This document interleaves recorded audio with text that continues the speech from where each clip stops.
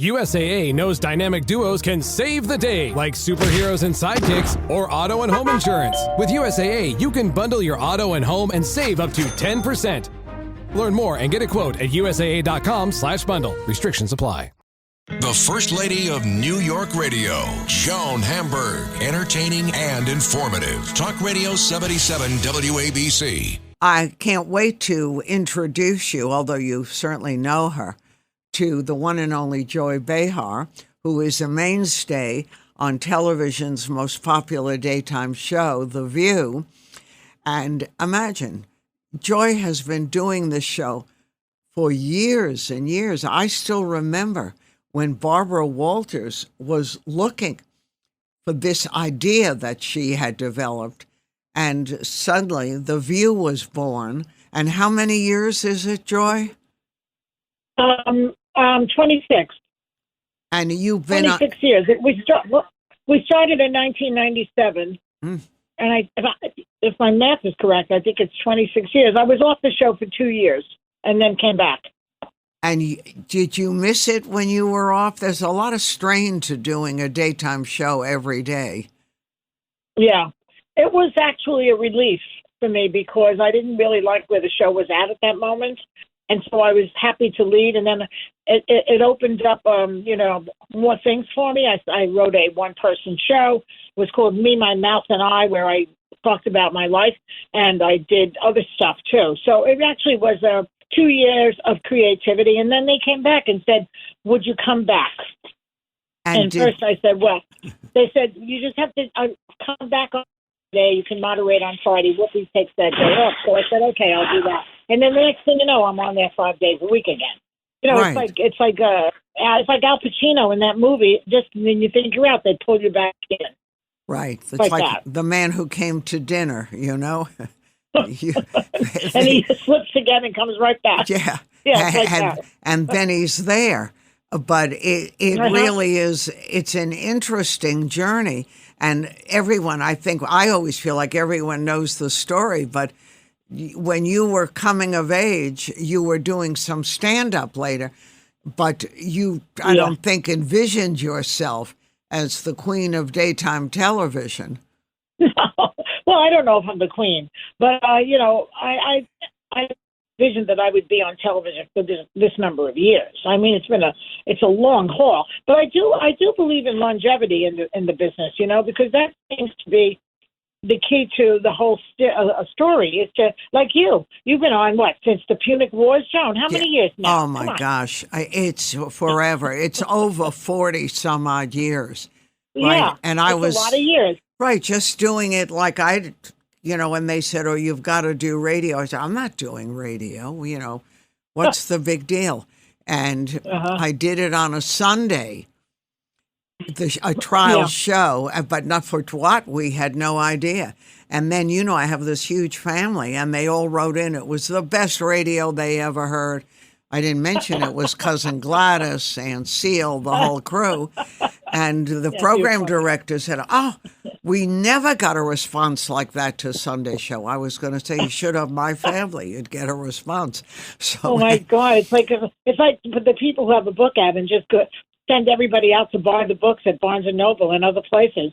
And then they're on the bestseller list. Right. That's the old trick, but they know what Barnes & Noble's to go to because not every one of them are in the count. So, I didn't know that. So they go to the really right ones tricky.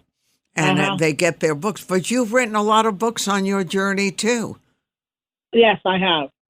And you're still writing. Yeah. So when you were growing up, did you want to be a writer? What was your fantasy? Well, I wanted to make people laugh my whole childhood. I was in the business of making my family laugh. I had a built-in audience in the tenements I lived in because my uncles and aunts, who were all single for a long time, were downstairs, and I would just go there and make them laugh, and try to make my mother laugh. And, I just was doing that all the time. I would get in trouble too. I just, I a lot of times I was too talkative in school, and trying to be funny, and then I would never be. They'd tell me I couldn't be on the honor roll, I couldn't be on the Arista because I talked too much, which I resent to this day. To this day, I resent it. No, but you had once said that in your neighborhood, which was, a good neighborhood, but a little rough and tough, especially with the Yeah. kids, and that you were regarded, not always in a positive way, as a princess. And was it because your mother gave you such gorgeous clothes, or was it an attitude? Well, when girls from other neighborhoods would come around and pick fights with me. And I never could understand why they did that, because I didn't even know these girls. They seemed to have heard of me somehow. It was an amazing thing. I mean, I was just living my life, being whoever I was. And these girls would come and start fights with me.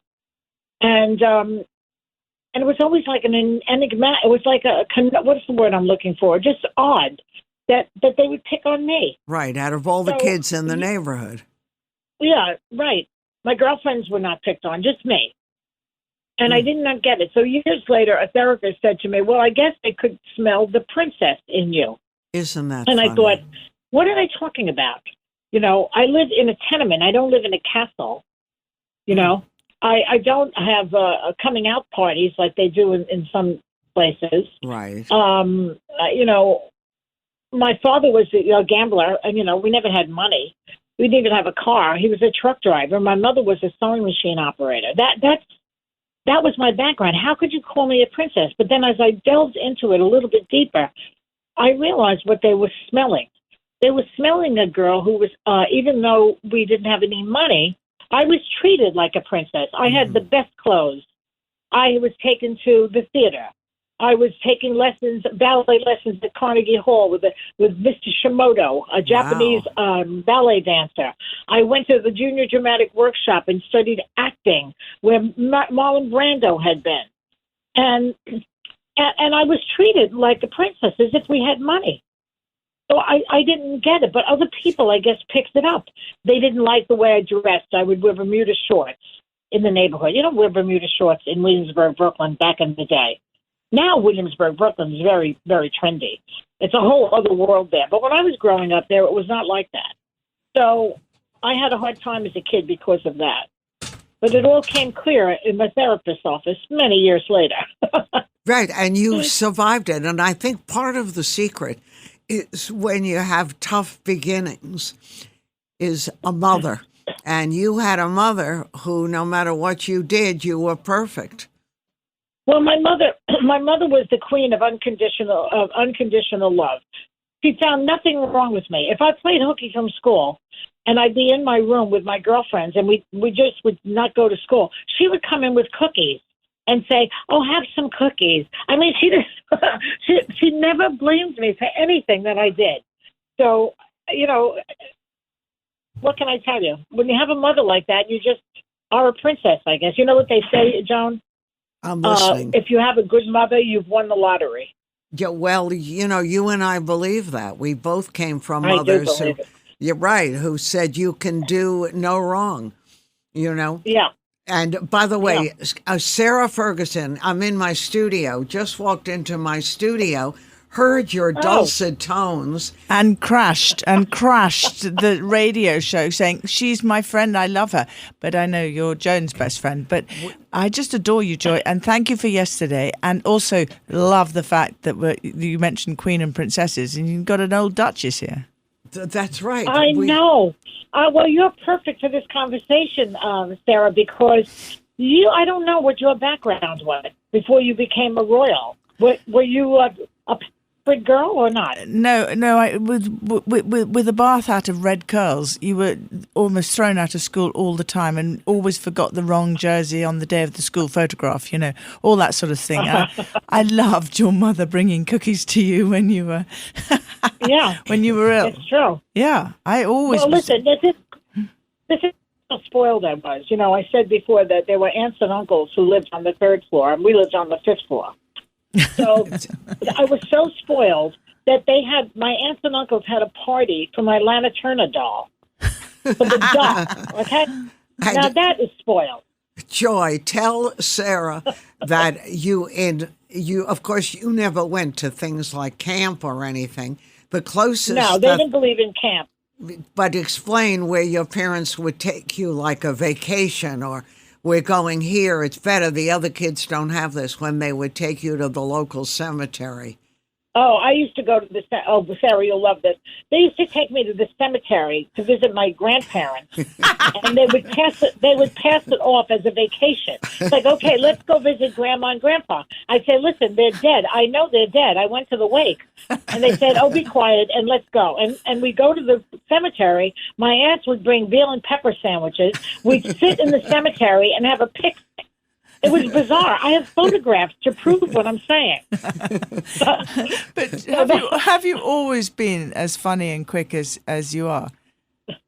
You're very funny. I guess. I don't know. You know, she's funny. When you're allowed to, you know what, Sarah? When you're allowed to say anything you want, no one tells you to shut up. You get kind of be like me. I don't know if that's good or bad. I'm getting into trouble on my show almost every day now.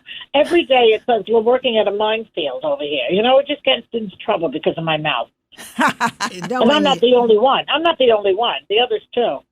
But you can't control your mouth, which is good. I can, though. I can control it. You know, but Sarah, it was so delightful to have you here. You're such a great guest. And, you know, she's a great girl, Sarah. We're fun and funny.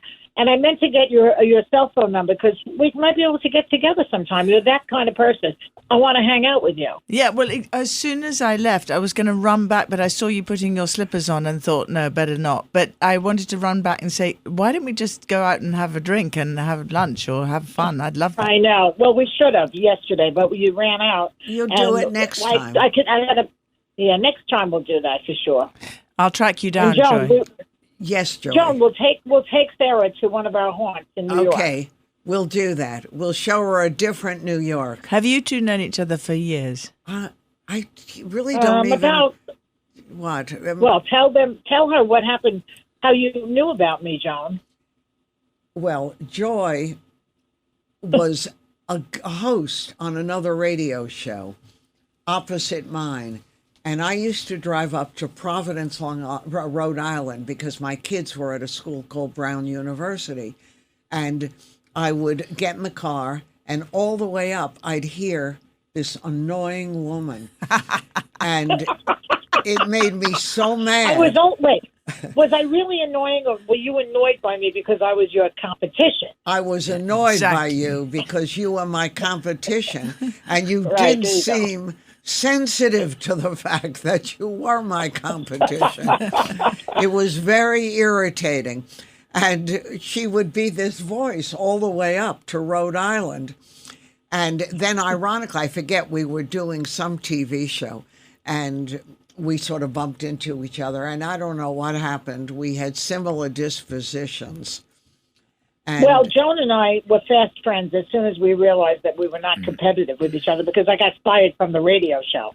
And so that's another story. But I know, and I really didn't want to feel happy because I liked her by now.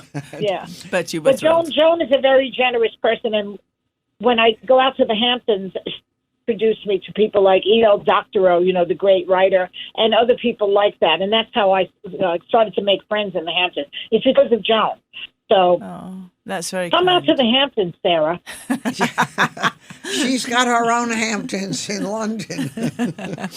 I know, that's true. But I want to see you when I come to London. I'm going to call you. Leave your phone number with Joan. I will. I'll leave it with Joan. We'll do it. All right, Joycey, we're going to let you go. Coronation chicken sandwiches. I'll have them ready. Oh, we love that. Okay.